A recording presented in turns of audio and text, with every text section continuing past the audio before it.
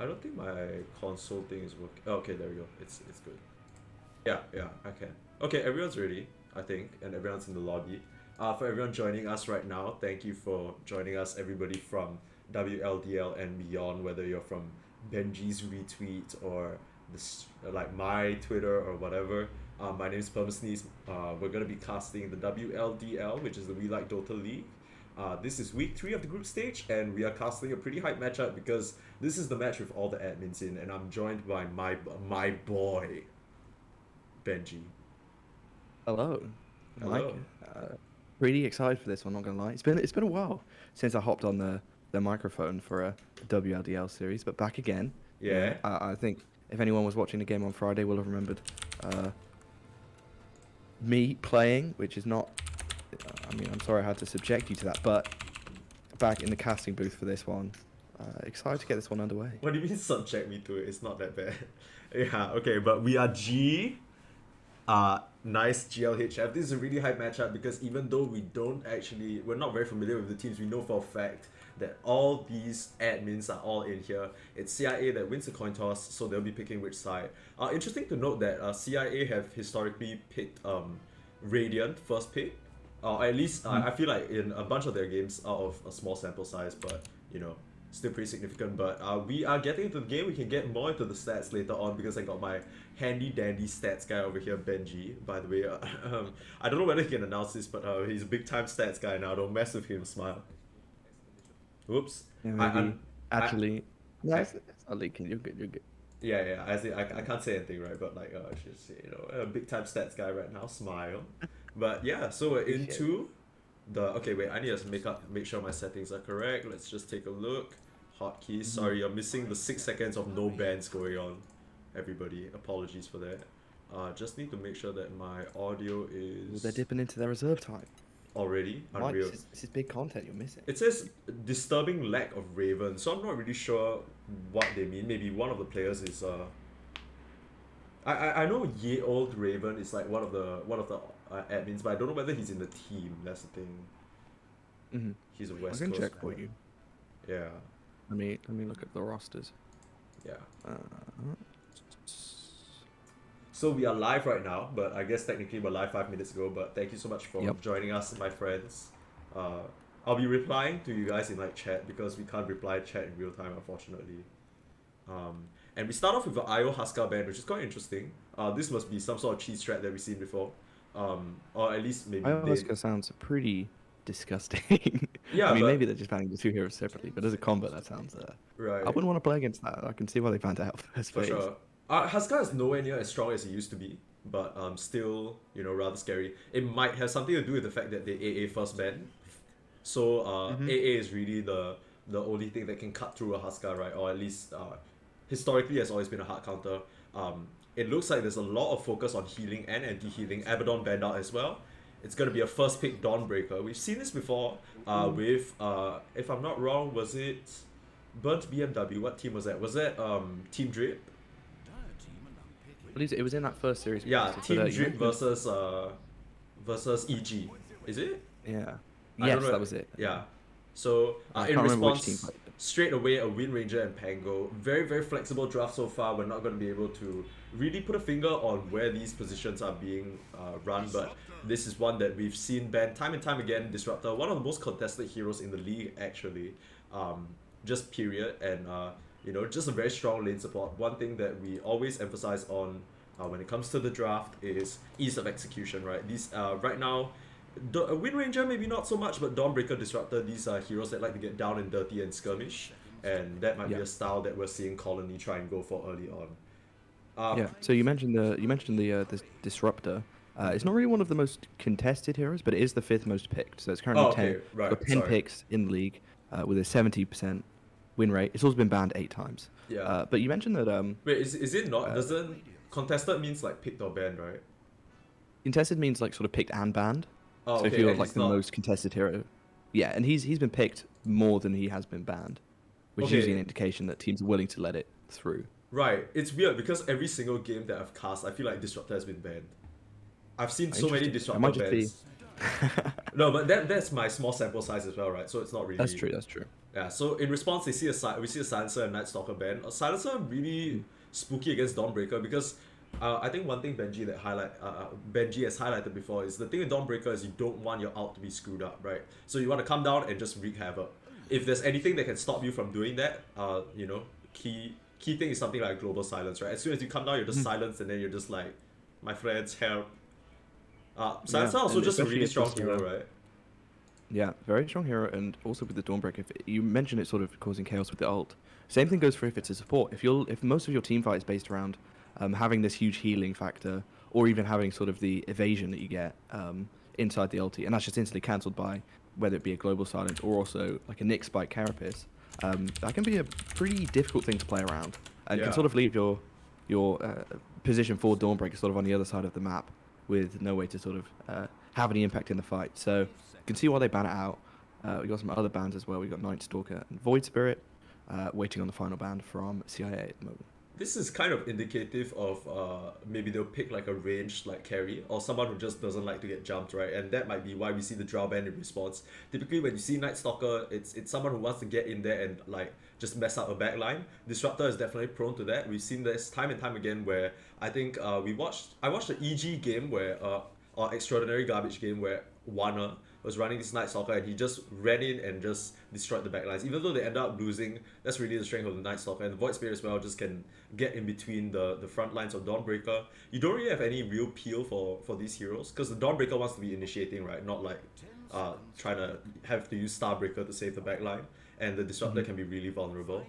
They do end up banning the PL here, which makes a bit of sense. I still do think that their team they have a lot of room to work with when countering the PL, but they opt just not to play against it entirely, which is something you've seen quite a lot of teams like just not want to deal with, right? The illusion hero threat. And it's gonna be Snapfire picked up. This is more than likely a position 5 barring. Your mic is a lot quieter than Benji's. Can you turn it up maybe? Oh, interesting. Okay, I'll bring it closer to my mouth then. I hope this helps. In Yeah, so Snapfire, as you mentioned, probably a position 5. Could also be the position 4, but then that would most likely push either the Wind Ranger or the Pango to position 4. Right. Could also see both of these first two heroes flex to mid, though. And in desperate circumstances, even the Snapfire mid. So still being very flexible with their draft here, CIA, not looking to give anything away. Whereas on Colony, they're a bit more upfront. You know, this Dawnbreaker can be flexed between core and support, but we know where this Disruptor is going. It's most likely a position 5 hero for them. And still looking for extremely flexible on like both. Still very extremely flexible. That's Like true. the draft could really go in any direction. It's not very clear what the game plan is from Colony just yet. But for CIA, maybe it's a bit more fleshed out now. Mhm. Still, the flex is insane. Although the flex could really mess up like what they're trying to do. You can kind of see the draft come to fruition where the Pango's gonna go in and set up for the Mortimer's kisses, right, in the team fight. So just lock people down while the Snapfire just lays in the damage. But yeah, still quite unsure with this Wind Ranger because we've seen it on 4, we've seen it on 3, we've seen it on 2. Really can kind of fulfill any of those roles, especially with the new Aghanim Shard, Gale Force. Really annoying spell to deal with. Just kind of like, yeah. Disruptor, one thing that he likes to do is stand from a distance and cast his spells. Doesn't really like anything that can jump him or kind of like put him out of position, and the Gale Force is one of that. But we see a Spirit Breaker come out. Not a lot of good ways of cancelling the charge just yet. You don't really want to throw a Shackle on a Spirit Breaker, it doesn't feel as good. Because that's already one of your 2 stuns, right? Not barring the Pangolier. Spirit Breaker, a hero that we've seen just be very strong lately, and in these games as well. The global potential and of course the vision that you get from just the Spirit Breaker charge can help set up glimpses as well, which I think is quite significant. So right now you kind of got a That's actually a really good point. yeah. Because as soon as the thing is, the Spirit Breaker usually he relies on kind of making the move on the map. But right now, even with the charge, just kind of keeping constant vision, he can contribute to a fight without even really having to be there. Like he doesn't have to commit the charge fully across the map, right? He can just be doing other stuff, which I think Yeah, is I quite like an the interesting combo. I like the maybe not quite. Oh, and there's the Lifestealer, the Ah. classic Spirit Breaker plus Lifestealer combo. I was thinking about it actually. I was thinking maybe you see the Lifestealer as a potential infest vehicle into this Spirit Breaker, and we actually do see it come out, so that's quite interesting. But Yeah. the point you were making before, I quite like maybe not so much of a global presence, but a long range sort of initiation from Colony's lineup so far. You've got the Disruptor who can start fights with Glimpse, you've Yeah. got Spirit Breaker charging people across the map, and you've got Dawnbreaker to follow up with the ulti, and now you've got a Lifestealer who's probably going to be inside the Spirit Breaker most of the time when you're looking to use Infest to start fight. So I really like that on their side. On CIA, it's more of a... they've got some really nice lockdown. You mentioned it before. They've got the Rolling Thunder, they've got Shackle Shot, and combined with the Snapfire ulti, that's, I think, what they're going to be looking to sort of hang their hat on when it comes to these team fights. But it looks like this fourth pick for them is going to be a big one in terms of figuring out, right, where are these heroes actually going? You know, we've got a lot of flex potential, but this is time to sort of... Really tie down their draft and like try because I don't think they can. I mean, as much as the aspect of flexing the draft is quite cute and can throw your opponents off, I think this is the point where you kind of need to make a decision going to the next picks. I don't think you cannot continue affording to kind of leave it up in the air, because you kind of we see the strength of this Colony lineup, right? And it's getting kind of scary to look at, to be honest, because one of the scariest things about Lifestealer versus Wind Ranger and Pango is that they have just... Like, for example, Lifestealer, he wants to hit a Wind Ranger, Wind runs away, right? Wants to hit a Pango, the Pango swashbuckles away. But with the Spirit Breaker, Disruptor, and Dawnbreaker, like, just the ability to reposition and chase them down, like, it's gonna let this Lifestealer get in down and dirty. But it's gonna be a Naga Siren, an Illusion Hero, they pick up for themselves, they ban out the PR, and they're gonna pick the Naga Siren for themselves. This draft is pretty interesting from CIA, just because of the fact that it's not really clear what the game plan is. I'm just gonna make a read that like we are missing a mid laner right now. Yeah, I mean, as we said before, the Wind Ranger and the Pango could be mid, but typically I think with all these roles sort of still up in the air, it's more than likely that it's going to be this mid last pick. Yeah, and they're banning out mid laners on both sides, so it looks like both teams convinced that. The Mars ban, that could also be a pocket mid pick. Yeah. But does it like both teams convinced that the mid laner still coming for the opposing team? I think right now what you're missing on CIA is someone who can lead the charge, because Naga is not somebody who wants to just run in, especially not into this mess of a Colony lineup, right? The Song, one thing I can say is that the Song is a very nice disengage tool, but Disruptor, notoriously, his glimpse range is... I think he can reach you from outside of the Song. So that's something you really need to be... You need to be very careful about it when you Song TP, because Naga, just like this Lifestealer Rage TP or Jug that we see Spin TP, like, very good at splitting the map, and that might be why they picked it against the Spirit Breaker for the instant, like, you know... Oh, and it's a Tinker last pick. That is... It's a bold pick for sure. This is a bold pick, especially against someone who can find you in the trees, like a Pango or like a Naga or like a Wind Ranger who can just instantly close you down there. But this is a scary... If you're not talking about what they have on CIA, this is a really scary lineup from Colony. It's very clear what their game plan is. They're going to find you and chase you all across the map, and they have such good chase potential. The thing I do fear for Colony right now is if they fall behind early, it's going to be very hard for them to come back. Yeah, I agree. You don't really have a great sort of... I mean, I guess your heroes scale well into the late game, but you don't really have a great flash farming mechanic on any of these heroes. Yeah, I'm not really... Imagine the Tinker pick. Right. Bold, and it is. You kind of have this Lifestealer and Tinker, two heroes that require a bit of space, I would say, in the early to mid game. And I suppose they think they can get it done with this Spirit Breaker, Disruptor, Dawnbreaker combo, and it could be. And we see a co-op pick on the other side. How does this sort of co-op Tinker matchup work in it? And how does the co-op sort of work in this game, do you think? Okay, so right now what they kind of need is somebody to lead the charge. And when I was thinking about that, I was thinking more like, you know, a Spirit or someone who can sort of frontline. The thing about co-op is that she is not exactly the tankiest, but she can be the one along with your Pango. Right now you just need somebody to go in along with you, right? So when you're making these moves into the jungle to try and find the Tinker out or like catch the Disruptor alone, that's where you kind of want the backup of like additional damage. And as much as they do have some damage now between the Pango and the Snapfire, that's mostly in Mortimer's Kisses, right? And Queen of Pain brings a lot of damage, of course, in her abilities, and just the ability to chase the Tinker down and I think it's a pretty decent pick, although I do feel like these last two Naga Siren and Queen of Pain picks might not be respecting the Disruptor enough.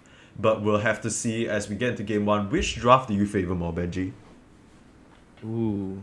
I think I'm going to have to go with this Colony lineup. I love the... Same. It's very... I like it. It's very... I like it a lot. You know, it's a... Yeah, I like it. It's very... I wouldn't say run at you, but kind of run at you in the sense that we're going to find you all over the map. We're going to constantly take the fight to you. It's a very active way of playing, which is always fun to watch.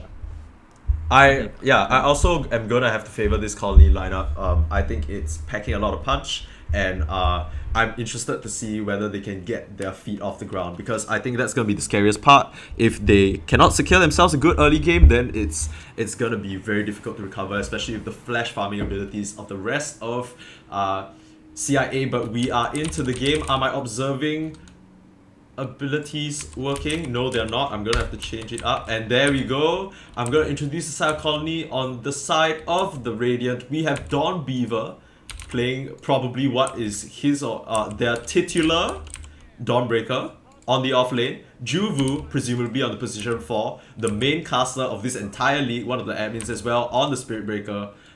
And already a lot of moves in all chat and a bunch of voice lines. Love to see it. We have Trixt on this mid tinker. Lol Emmy, I believe, on this position 5 disruptor. And last but not least, Lol Burst on the position 1 lifestealer.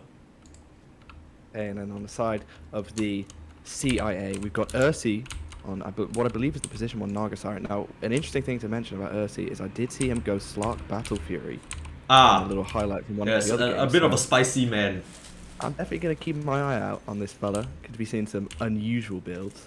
We have Mr. A2K on the mid co-op. Is that the second style of the Arcana? Can you go back to that real quick? Let's double check.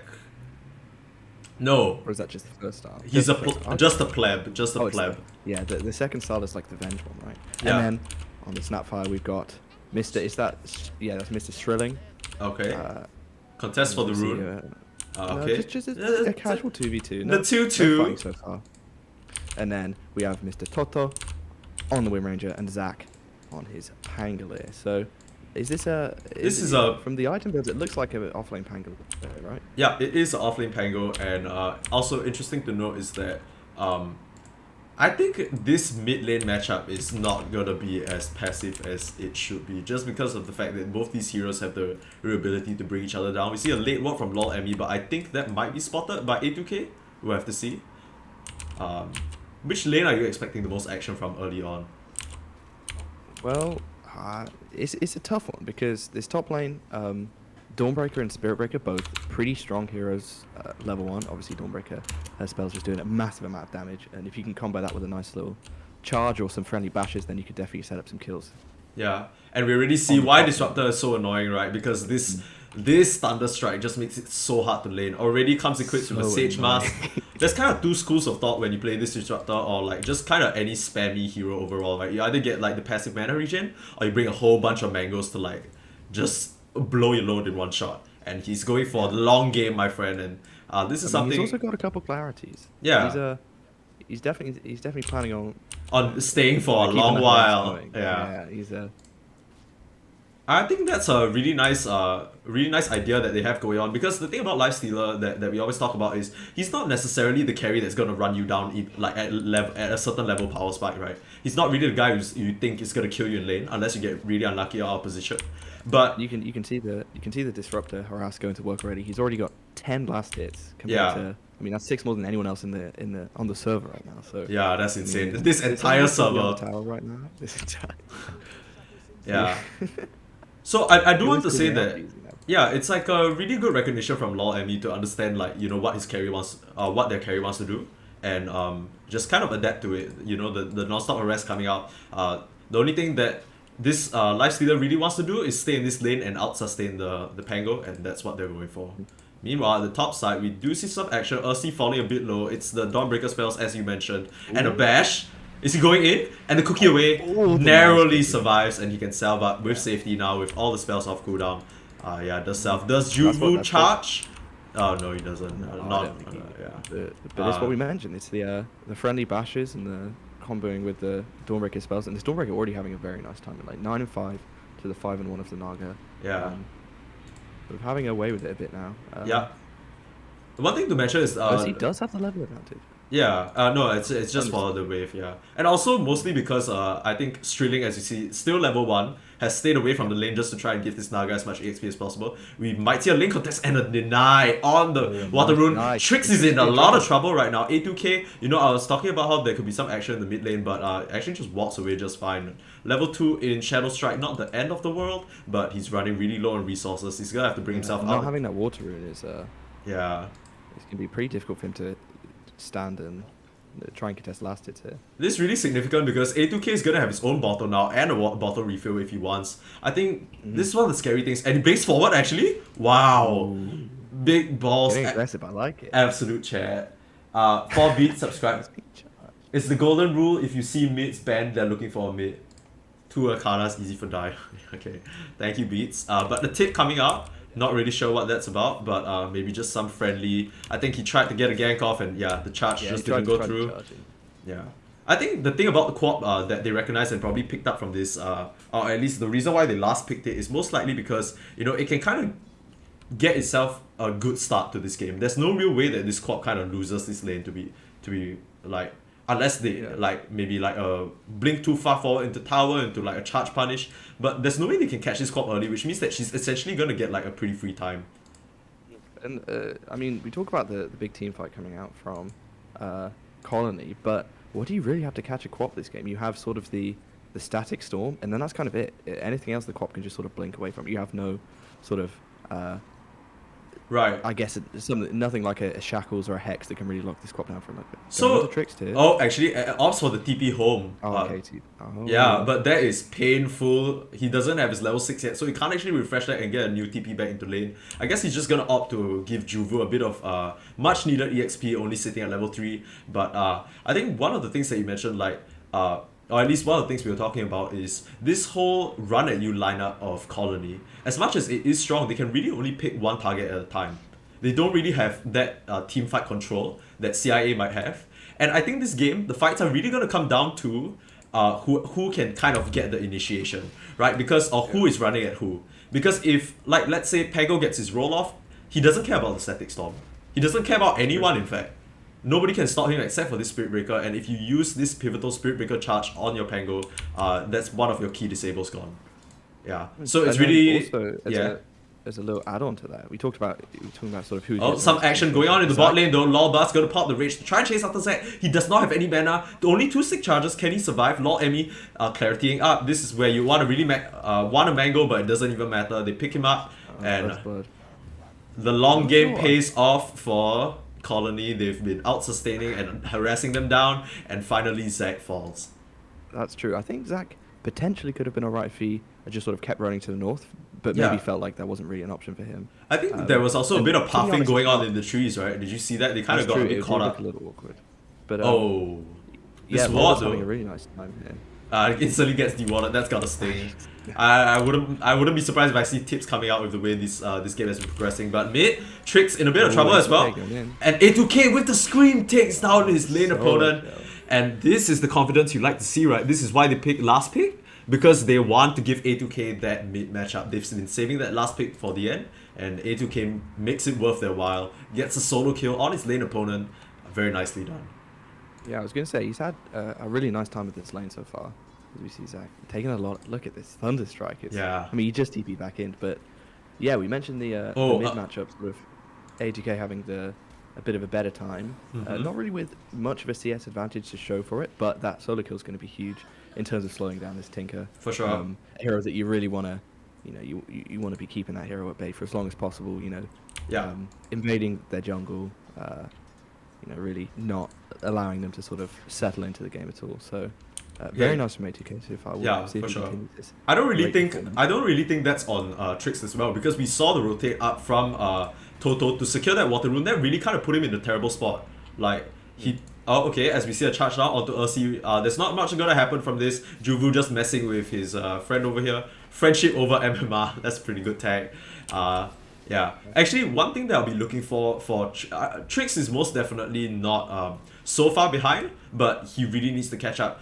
The thing about this new Tinker is he can start making moves on the map even without his boots of travel, right? So one thing I'm going to be looking for is these side lanes to kind of set up the action, and for Trix to come in and clean up those kills with his high level and laser and rocket. I think that's his way back into the game before boots of travels. This is something that the new Tinker can do, as previously you'd be kind of relegated to farming. Of course, you're much better equipped now because you don't really have the Matrix to farm anyway, so you kind of need to farm heroes. Yeah, yeah. The thing you mentioned about this Tinker is a good point for sure. Coming back into the game by sort of finding those kills. Oh, a Shackle onto Emmy. Still pretty healthy though, and even changed Zac for his trouble. Just like, yeah, sit there and think about what you've done, homie. I mean, maybe if they have 6 on Zac, they try and go for that, but I still think you're maybe even lacking a bit on the damage at that point. Yeah, and it really doesn't feel that good to commit a Rolling Thunder, because I think it's such an integral part to your early fight.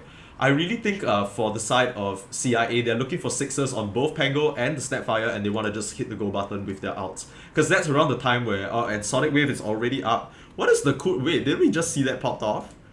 Maybe it has been 2 minutes, that's pretty strange. Yeah, we were discussing some other things. I think it's been about 2 minutes. Yeah. Okay, so level 8 already on A2K. Once again, like you said, not super high on the CS, but already rushing her Orchid, so very nice. Meanwhile, we talked about this Dawnbreaker pressure, which as we see it again, straight in, gonna fall. But meanwhile, you know, as a position 5, you're fine with that, as I miss a kill at bot. Lol, Emmy is actually gonna fall, do they? That was a rolling thunder pot, so I guess I'm just talking out my ass. But the Infest out onto Toto. Can they do anything here? No, the Shackle comes back up, and you know, even though there's a rage, you don't really want to overcommit. You're not really packing a lot of damage on Lulbus. He opts for the Meteor Hammer instead of the Javelin, so there isn't really that proc chance that can really catch them off guard, and they just decide to back off. Both position 5s falling on opposite ends of the map. We talk about how, you know, Dawn Beaver and Juvu have been kind of like crushing this lane with their early game pressure, but Ursi is still farming pretty well here, top of the CS right now, even ahead of this Lifestealer who's at a pretty free lane. I mean, that's kind of just the Naga game plan, right? Use your illusions and farm twice as much as your enemies. Even though, yeah, as we saw, pressured a lot in the top lane. They didn't find any kills onto Ursi though, which is perhaps a little bit of an indication as to why this Naga's been able to find as much farm as yet. Oh, very nice small camp stack steal. Nice camp, Yeah, A2K really all over this Tinker right now. You know, he literally just stacked that for himself. It's like, boom, gone. Spots out the ancient stack and even farms the triangle. Lol Emmy is gonna find him here, but I don't know whether he can. Oh, but the glimpse to cancel the TP at top side. Meanwhile, Strilling is being dived, but you know, this is position 5, but you still, you know, you kind of just like push on the aggression where you can. And in comes Zac. Does he have the roll? He doesn't actually have mana for it after that shield crash. I don't think it's gonna amount to anything, but he has 1 stick charge, but not enough to and a go on to mid now. Action non-stop across the entire map, and the Sonic Wave coming out. Dawn Beaver and the TP not gonna be in time, and the Soul Ring just not on on cooldown right now, so can't make a move. But actually still going in. A2K being charged. He's gonna get knocked down. That's a huge kill for Colony as they scramble to get out. Very, very nice moves from both teams all across the map. We see Lol Emmy having to sacrifice himself. Oh, and the Snipe living on 30 HP, Strilling. He's gonna try for it. Oh, no, he's not. Oh, but Zac just walks straight up into a shield crash to the face. R.I.P. says Dawn Beaver. So very nice set of moves around the map, right? We see Lol Emmy find out this Queen of Pain. You'd think, you know, with this Queen of Pain TP to top, she might have been able to turn it, but you know, even Zac with that TP didn't really manage to get much done. But then she converts it into a kill onto the Disruptor and a move mid. They do knock down A2K with a clutch TP from Dawn Beaver, but she ends up falling to Zac. So it's like one big circle. Meanwhile though, both carries just having a farm fiesta at the bot lane, which is which is what you want, right? Yeah, like just having a little high five session here. Who wins, right? I think it would definitely be the Naga. I mean, what, my friend? My friend? Ooh, that was unfortunate. I think maybe thinking the Spirit Breaker charge was going to come in a little bit early there, but nice kill for Ursi to find. Yeah, but the Tinker's not on his way. He's I don't think they can get him here unless he gets a lucky bash. Juvu, can you do it? Are you? I think Ursi's done free. So yeah, that was an unfortunate play there. I think potentially maybe just a little bit of miscommunication on when the Spirit Breaker rotation was coming in, because maybe with the Spirit Breaker and the Lifestealer they do manage to find that Naga, but still, very nice kill for Earthy to pick up. He's going to go back into the jungle now. And, Yeah. Oh, you know, okay. with- It doesn't. Yeah. No. Yeah, Ursi back into the jungle. That's what you want for your Naga, right? Come out, just collect a convenient kill on the opponent position carry. one. Yeah, no big deal. And Juvu, Juvu you know walks what I up mean, into then. trouble. This is the wrong neighborhood, my friend. Oh, they do commit Rolling Thunder. Try Oh. and find Dawnbeaver here. And with Okay, Dawn 4 Beaver. heroes coming in, it looks like they're gonna have Yeah. enough. They commit 2 Yeah, ultimates even for the that, ultimate, but they're completely fine with that. Like, it's not that big of a deal.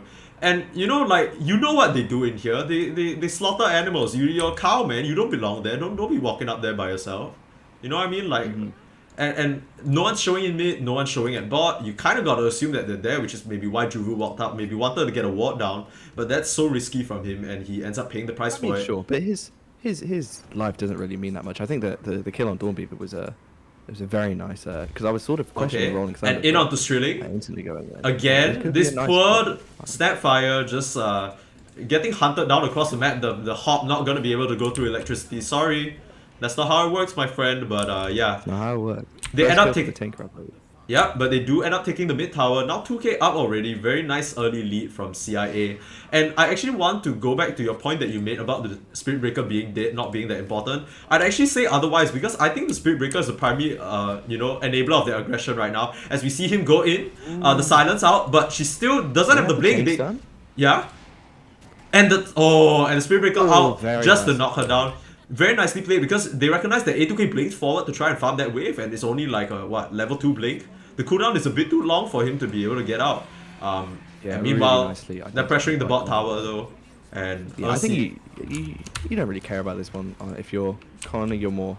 Yeah, that's not the most important tower. More looking at the top side of the Ooh, map. a nice little Tumbler's Toy to dodge that, but Dawnbeaver can they survive this right now? So tanky on the Dawnbreaker. Very tanky with the 13 brilliant armor. stuff in the Yeah, side. 13 armor. And the glimpse back. Oh, Strilling again. The pain.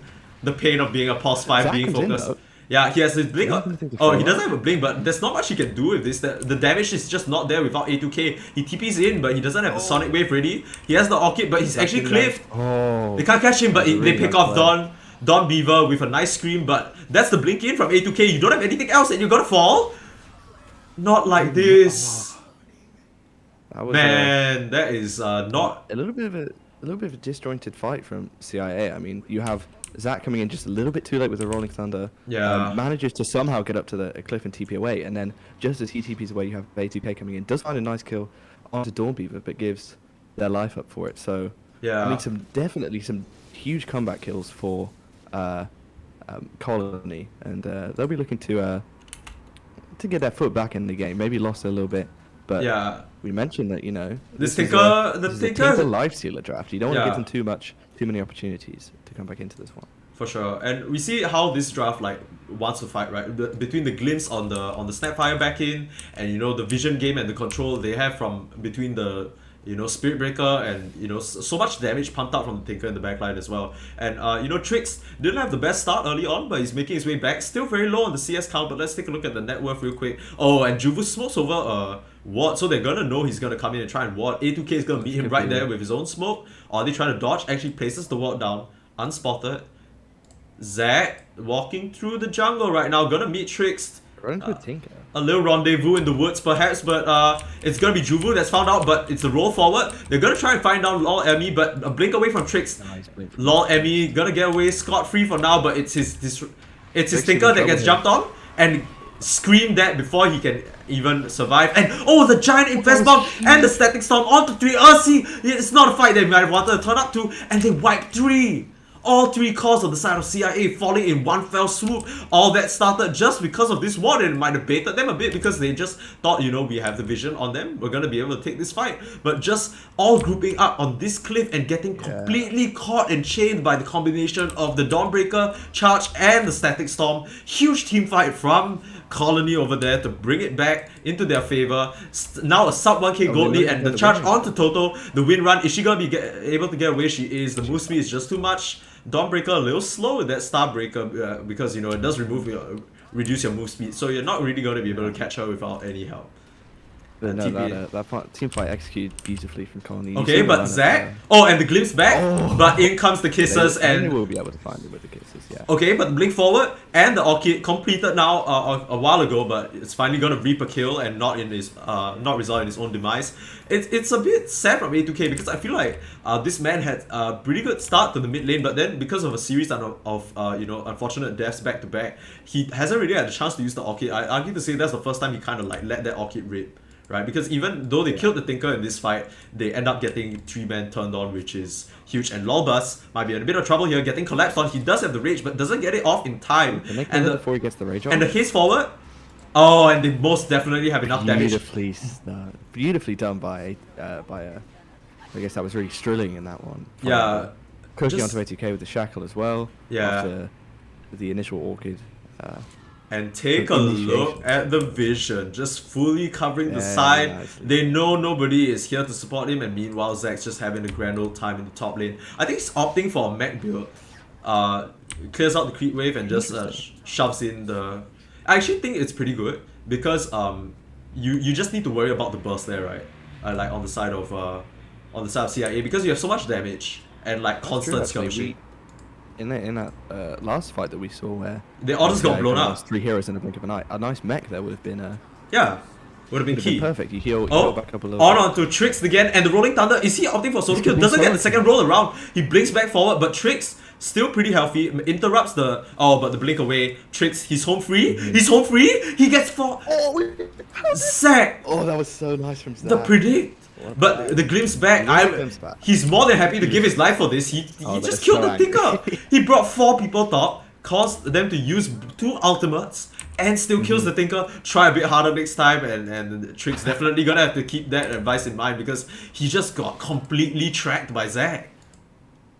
Beautiful. Like was it a blink or did he just roll right on top of it? So basically, he rolled. The first roll was hit because it was a straight-on collision. He blinked forward again, like changing his course, and whacked him a second time. And then the last shield crash predict in the tree line. Just beautiful stuff. Very nicely done. The thing is, he had no vision, so that was just pure predict. As we see Toto kind of guarding the high ground here, spots out Law Emmy and the Shackle almost, but the focus fire forward. I don't know whether this is, but a nice setup for the Sonic Wave and the Multimus Kisses. Gonna drop this disruptor, and Don Beaver has to run away. Very low on HP, tanky but not tanky enough. But here comes Trix, real keen to turn it around. A2K with the Essence Ring though, and Strilling hopping forward with the Force Staff Cookie, and the Scatter Blaster knocks him down into the ground. Toto, that looked a bit like a questionable setup, but she kind of baited the rest of Colony in for a nice Sonic Wave and ultimate combo from this Snapfire. As we see, the action isn't over yet. They're making a go at the Trix.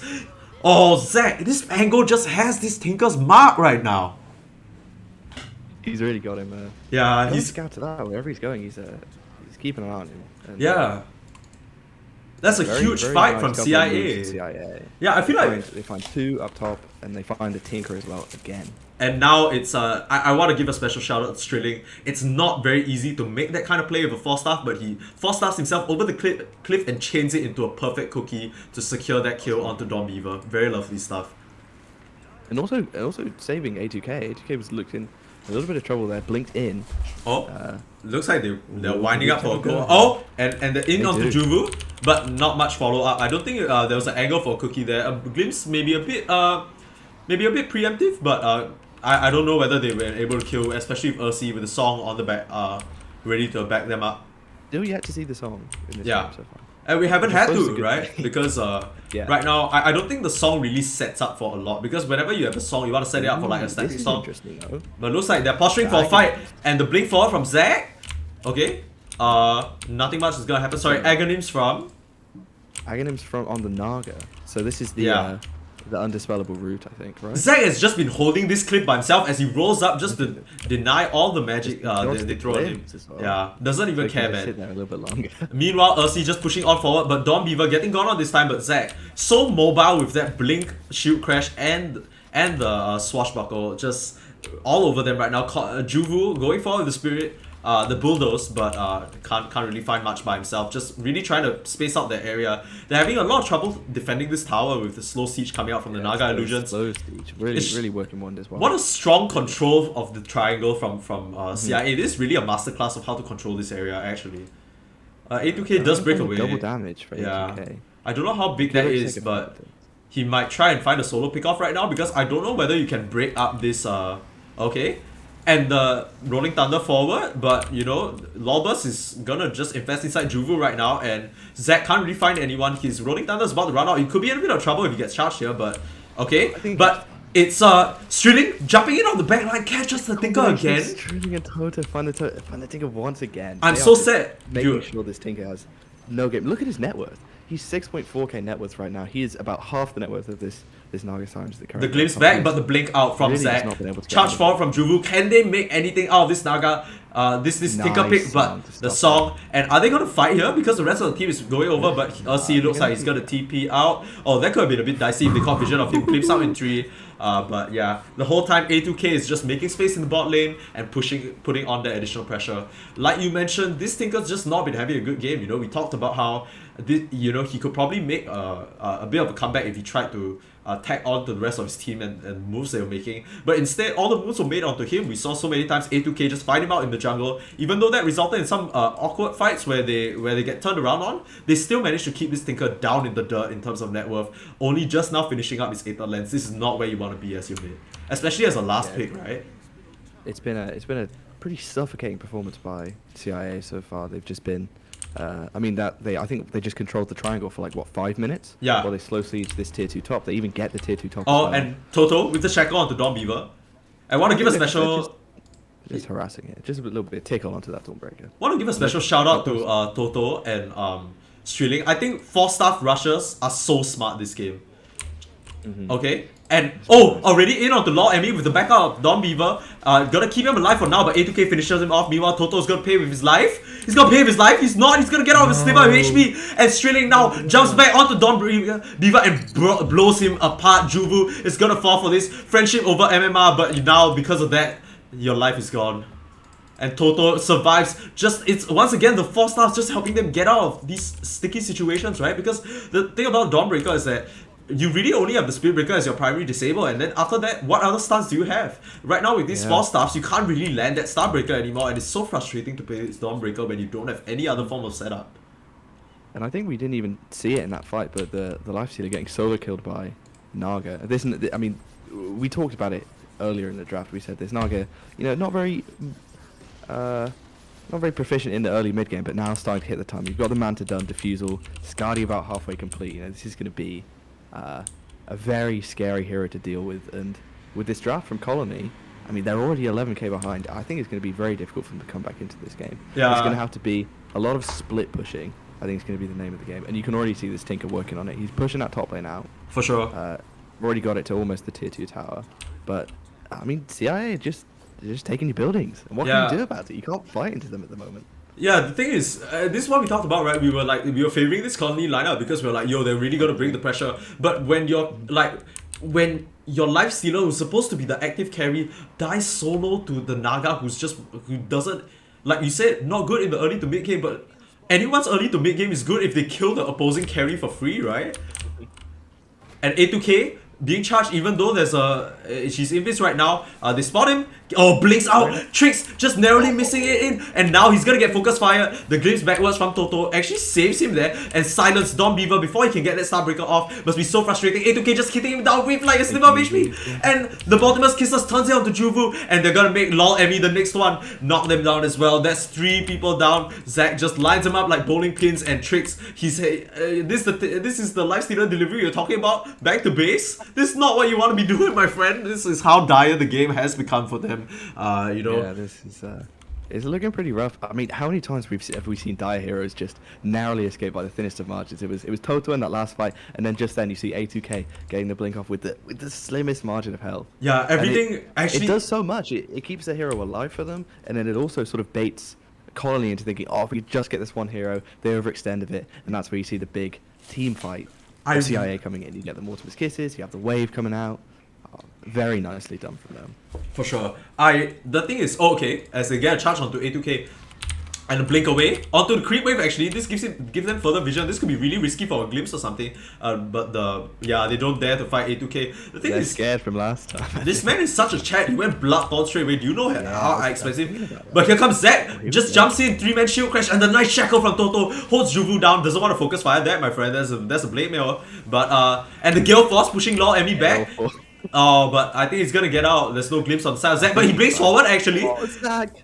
Still wants to They go, have- I don't and the think jump they have forward enough. again, a second knock. Zach absolutely God. insane, and here comes Strilling with the blink now. He still has a Just 4-staff to blinks up to boot. the high ground. The 4-staff. Oh, And, my God. yo, CIA just Styling on, they're a actually bit of a styling on display them, from CIA. styling on them right now. I think I really gotta give a special shout out to Toto and Strilling, because they're really making magic happen with these 4-staffs. The thing is, you wouldn't usually consider these two heroes that can like. I don't know, like Wind Ranger and Snapfire support, not really heroes you think could set up stuff themselves, as we see Ursi just take down his lane partner, lane rival, just 1-to-1 with that completed Skadi, just an absolute monster right now. But it's like, these two supports, you wouldn't really peg them as supports that can set up stuff by themselves, but with this 4-staff, they've just kind of been making magic happen. Look, there it is again with the blink forward, and the 4-staff, the Gale Force, can they get anything from this? The damage a bit lacking without A2K or Ursi, but they're gonna back off for now, happy with scaring them away. Very nice stuff from Toto. It's Strilling, we see that setup, absolutely insane. Not gonna be surprised if we see him go for the shard as well, because at this point, he's just nailing all of them with his shotgun. Yeah, it's been I mean, everyone from CIA really hitting the mark here. You got Strilling and Toto making these huge plays with the 4-staff. You got Zach just being a madman, creating space with his Yeah. ulti. Ursi doing, I mean, pretty much doing his job this game. He's still finding solo kills, which is pretty amazing as an Argo. Absolutely. And then obviously A2K really dishing the damage. I love this Bloodthorn build. I just think Yo, it's- Ursi got like mad like Yatoro vibes right now, like just like beasting it up on this Naga. Has played like almost like a flawless game, I think. Yeah, only died Ooh, once. did they find- Okay, and they find tricks in the trees again. They just have this man's number. I think after this is the type of game where after you finish this game, you don't think about picking Tinker for the next series. It's been a really unfortunate, because I feel like he hasn't really done that much wrong this game. He's just No. been completely hunted down by Yeah, CIA. that's the thing, right? At Because every point in the game. That's the thing, right? Because you play Tinker, and you're not even really playing that bad. And then you just get completely squashed like a bug no matter where you go.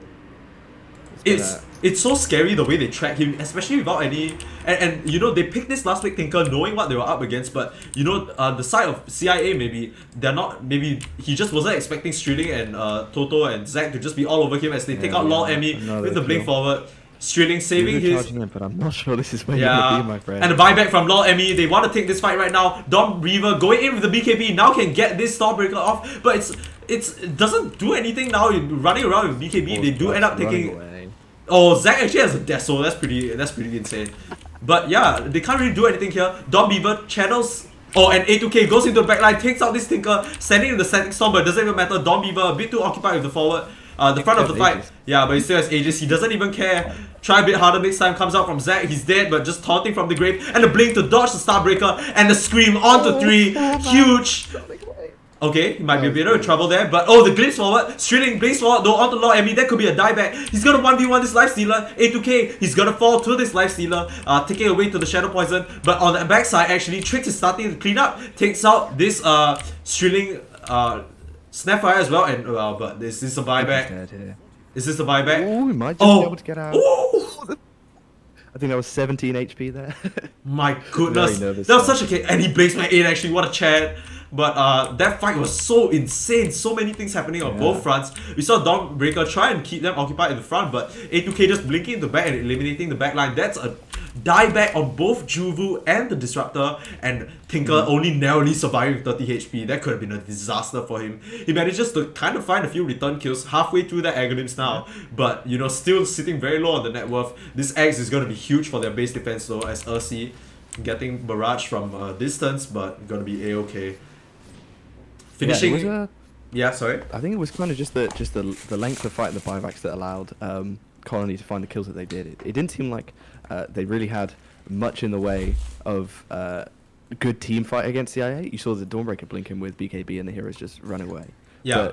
But the length of the fight that went on and just sort of the sustained damage that CIA was taking meant that Colony were able to clean up and find some pretty crucial kills if they're going to start the long process of coming back in this game. Yeah. Which is definitely possible. I mean, this is a Tinker draft. There's correct, but take a look at it. It wouldn't be the craziest thing that's ever happened. But the gold lead is kind of reaching astronomical points though.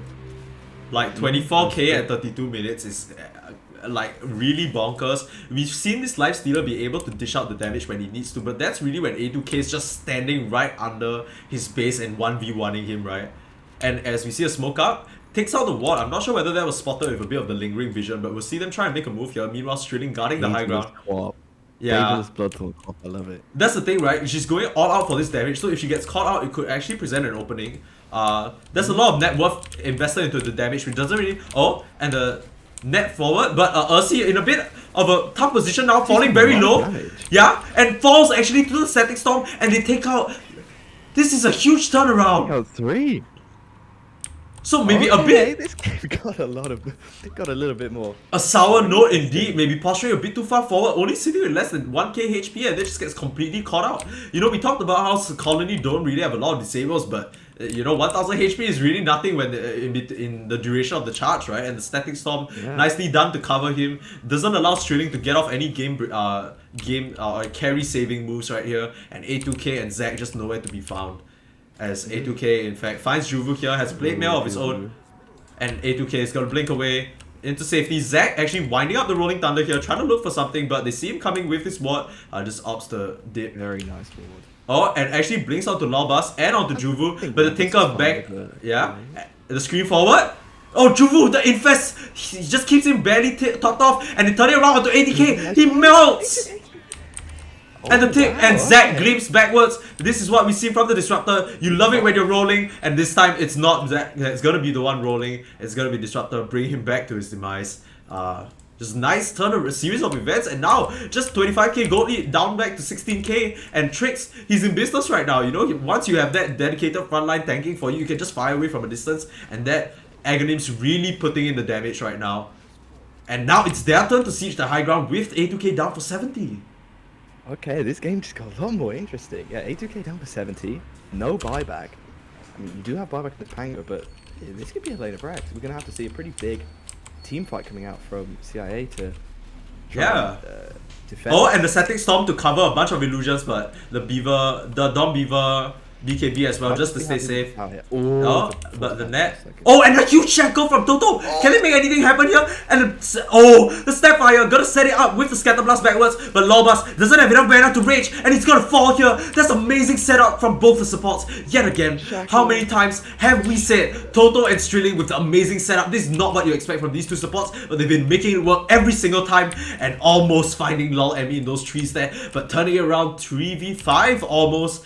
You know, Don Beaver already had spent the BKB and was walking away, but they decided to try and linger around to finish off that tower. 35 HP, don't manage to get the last hit, and they look at Roche, but man, that is a nice turnaround fight from CIA, clawing it back when it looked a bit dire for them for a moment there, and Ursi now kind of, you know, back commanding the map with the illusions. The thing about Naga is that, so this whole sequence of events started because Naga, as much as she's strong in this draft, doesn't really suit the team fight lineup of CIA, right? Because when you're defending a high ground like this, a Naga can't really run in and go berserk the same way the rest of these CIA members can, right? So that's where we saw a bit of a disconnect where the Naga can't really utilize her net worth fully. And then because of that, that led to the turn, but once again, amazing setup from both supports to bring it back into their favor, and we see this position again. Zac rolling in from the bot side, blinks forward, just a little drive-by, no big deal. Just creating space here. Yeah. Yeah, just, I mean, that last fight was pretty insane. Like, I said it's going to have to be a big team fight, and Toto finding the clutch shackle, and then Strilling coming in to make it happen with the little stun there. So, yeah. CIA just grabbing a little bit of control back from this game that, as you mentioned, looked a little dicey for a sec. I mean, Colony staring down a lane of racks, you had no buyback on A2K. They really needed to kind of produce something pretty special there to keep this game well within their grasp, and they managed to do it. Yeah, so they're going for this heart now. I like this. I think this is something that maybe he would have gone if the game was a little bit closer, a little bit earlier. Yeah. Before this Scotty, or maybe even before the Axe, to make it a little bit tankier. And I think being killed so easily in that last fight in the mid lane has sort of made him realise that maybe he does need a little bit more tankiness. So I like that. Yeah. Currently waiting for Roche. 1 minute left, but a shackle in again. Law Emmy spotted out, maybe trying to warp for exactly what you're talking about. You know. Oh, and Lawbus actually gonna get rooted up by this Aghanims. Yeah, and can he Shackle as well. Zack gonna roll on forward. Just keeps this lifestealer keep locked down, selling- and they turn him around. They take him down, and the blink forward from Zack takes down Juvu as well. That's 3 kills, and a Roche or maybe a high ground push secured. The thing about Go high ground. You want to Yeah. force these buyback. So the thing about that I wanted to mention, but we just haven't had the chance to, just because of all the action, as we see the mid racks go down, and most likely, yeah, the mid at least maybe 2 sets of racks unless they buy back on this lifestealer. The thing about CIA and their itemization is they've gone in very hard for the right click, right? We see a Deso and a Crystallis from Zack. We see A2K with the Daedalus and Bloodthorn.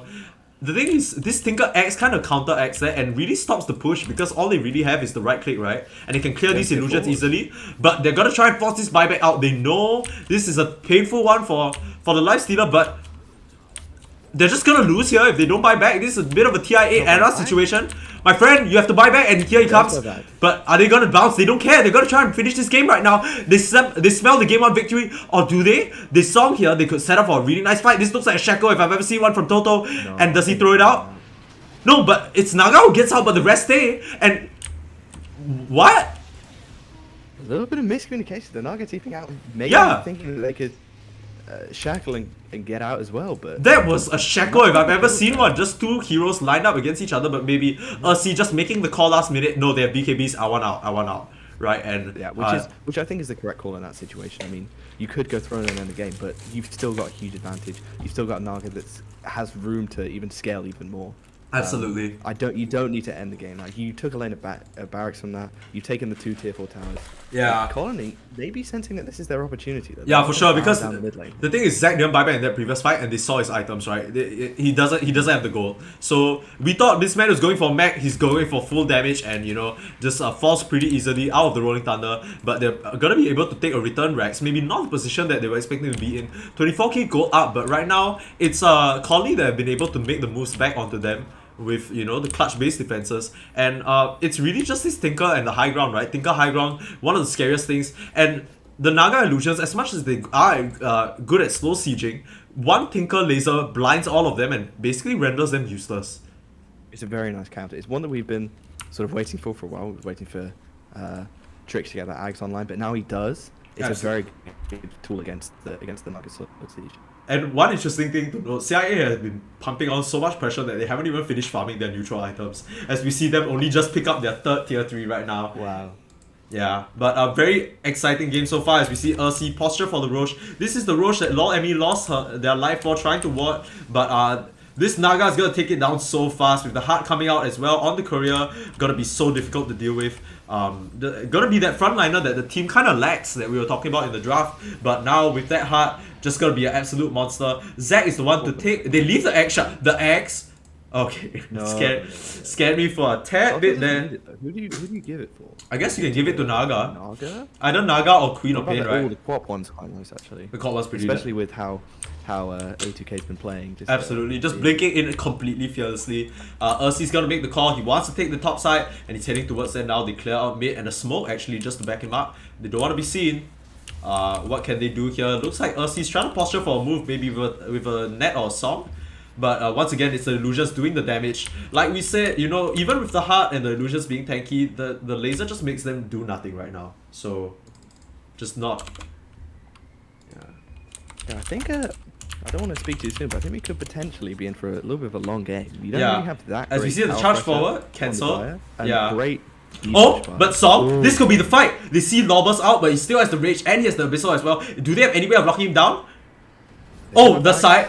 Actually, Bloodthorn doesn't come out, which is quite interesting. But they kill Zack immediately. The Scream onto 3 pushes them, but the Static Storm covering onto Strilling, not being able to cover for her cause. Here comes the Rolling Thunder though, onto Trix. Trix doesn't really have a way of getting out, and the Tinker is caught. He's killed. He has a buyback, and he's gonna commit it immediately. Ursi, meanwhile, tanking up and takes down this Spirit Breaker as well. Dawnbreaker also to fall. Triple kill for A2K. He's gonna force them to buy back, but he's gonna fall. Tinker, die back. That's gonna be the game because they can't defend. They take out A2K, but he has a buyback of his own. He's gonna commit it. They sense blood in the water. This is their time to end the game as they take down Lawbus. He doesn't have a buyback. Already used. Dawnbreaker gonna be the last to fall, and they finish the job. CIA take the first game in a wonderful fashion. Just what amazing game from them.